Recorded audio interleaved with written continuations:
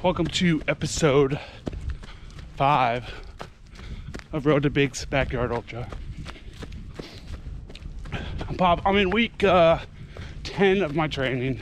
I think it's 10, might be 11. Today's Sunday.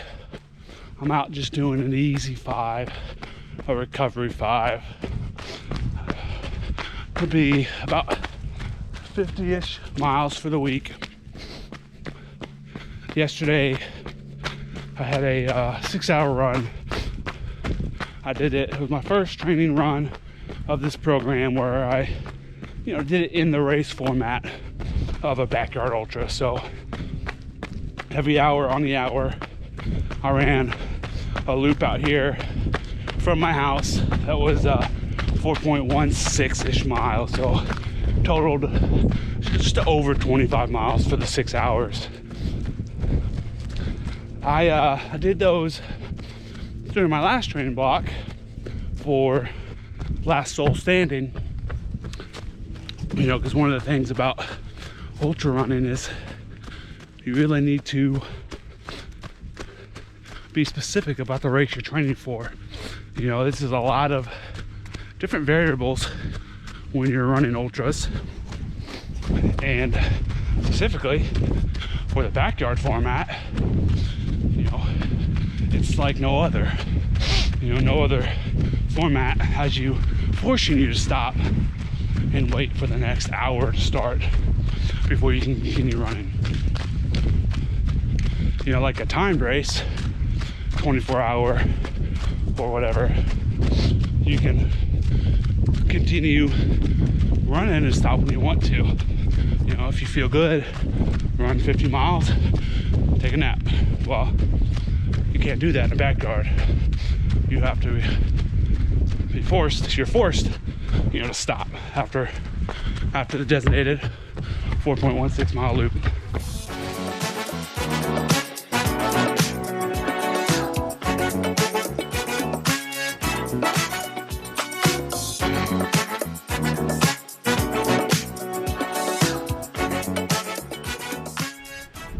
So I did 3 of those training runs last program, and really, honestly, didn't struggle through any of them. Maybe it's hard. I gotta go look back my running log, but I think I learned stuff along the way, which is, one of the primary reasons why you do those type of training runs, so you can, learn what you're gonna come up against during the race, make adjustments to that. But man, I struggled yesterday. I didn't get out till about 11 o'clock. Jess went to the gym to coach, and so no big deal. I had all day to get it in, but didn't sleep well the night before. Didn't fuel really at all before I ran, which I wasn't worried about. I was okay with going, making this kind of a depletion style run. But first 2 laps, it was like 55 degrees, overcast and kind of misty, but not too bad. I ran those with a friend and was really starting to get hungry at that point. So I asked Jess to make me some eggs and bacon. Ate that between lap 3 and 4, but man, I was really just low on energy and not loving what was going on. But decided to have a couple cookies, Christmas cookies, while I was there. Started the next lap 4.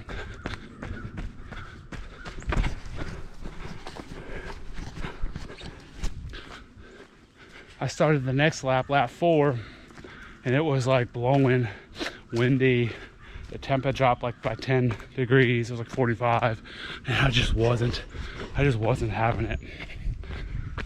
Wasn't having fun, but energy was still pretty low. But I, got through the lap. At that point, my left heel started hurting. Been dealing with a little bit of what's probably plantar fasciitis with my left heel. So I'm trying to work on that. And then my low back was getting really, really sore. Struggled through that, got back to the start finish and had 2 laps to go. Had a banana there, and shortly after that banana, just my energy returned. It's hard to stay present in the moment to kind of figure out why you're there, why it's that bad. But once you get out the other side, you kind of it's easier to put the pieces of the puzzle together.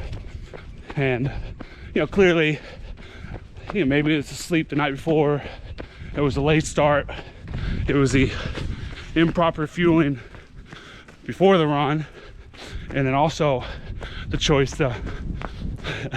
stubborn choice to not have fuel during a run.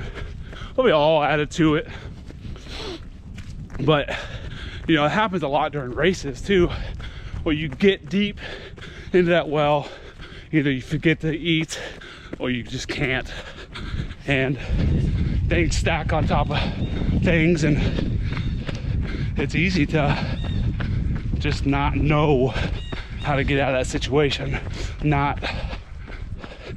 or think that you can't get out of that situation. And your race is done. You make choices. You make a choice to hang up the shoes because you don't see a way out of it. But that's what these training runs are for. They're, hopefully you can put yourself into a position. It sucked. My run sucked. I didn't feel well during it. My run didn't suck. It was definitely worthwhile.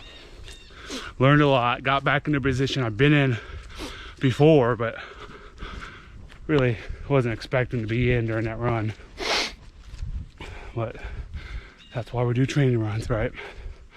Really grateful to really be in that position yesterday. It be crappy weather, the temperature drop, all things I'm probably gonna have to deal with, come race day at Ohio Backyard Ultra. So really great training opportunity. Glad I was able to push on. Glad Jess was there to talk me through, a couple of low moments when I was standing there waiting for my next lap to start. It's gonna happen during race day. She's gonna have to be there to keep my mind in a good space. That's what good crew does.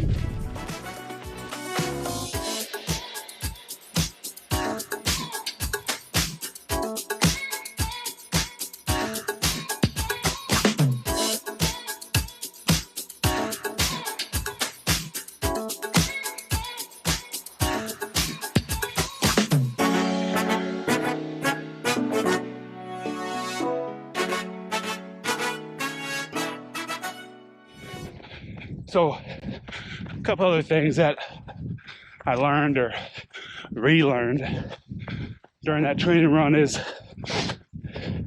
you really need to stay on top of the extra things. If you're planning to run, 150, 200 plus miles, 250 miles, it's that time in between the loops.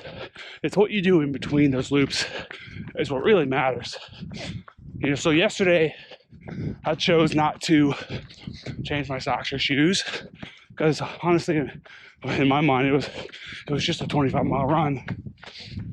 It's not. I've done it a lot, but when I got done, it was, my shoes were completely soaked, socks were soaked through, feet were pretty beat up, and because it was raining, oh look.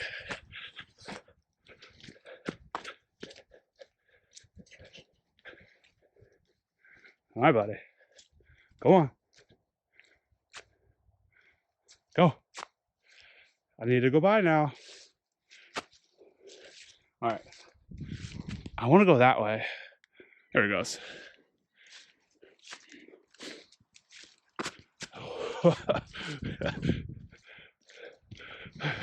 Did you see that? Just let him go, and so I could go.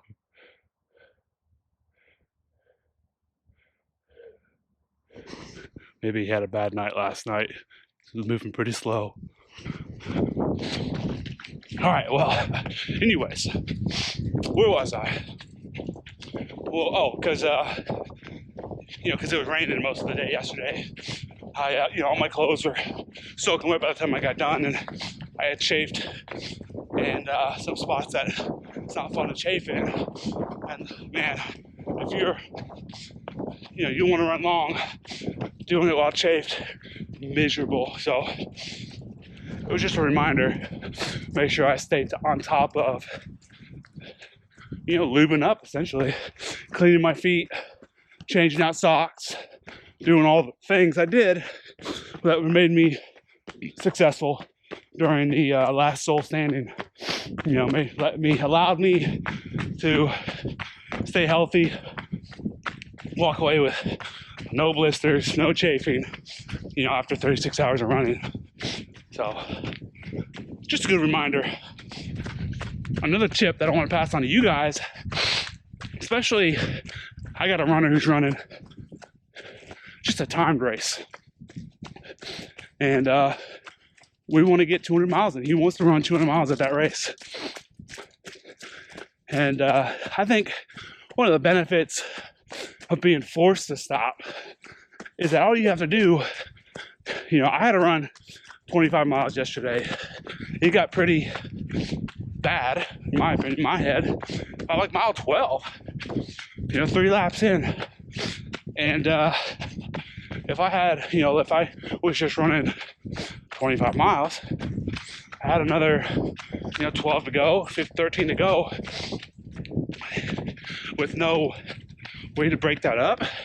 Mentally, that would have been hard. With a lap format, it's really easy to look at it and be like, I only have, 3 more laps to go, or just get me through this next lap. Talk to your crew, find a way to fix it. I remember during the last soul standing, I'll be midday on the second day.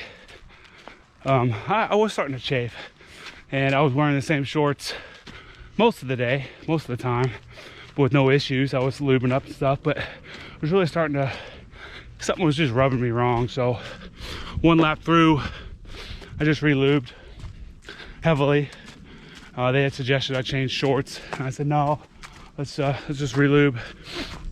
During that lap, still rubbing me wrong, so we got back, and we totally changed shorts, underwear, from a pair of shorts that had the underwear lined in it to a pair of like Nike Pro compression shorts, and then running shorts, and it was like night and day.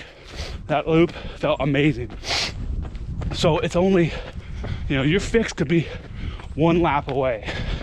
And so my point is, even if you're running a timed race, I think when time gets tough, and it will, you need a way to break it down still, like you do in a point-to-point race.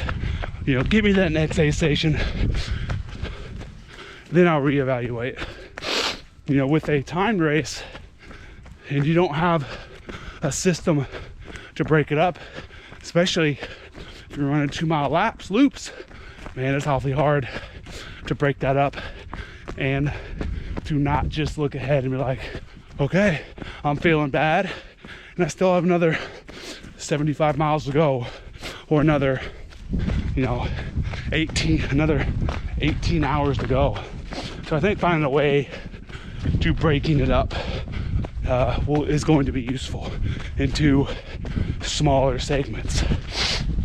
Just my tip. Mentally, that's what works for me on these kind of races.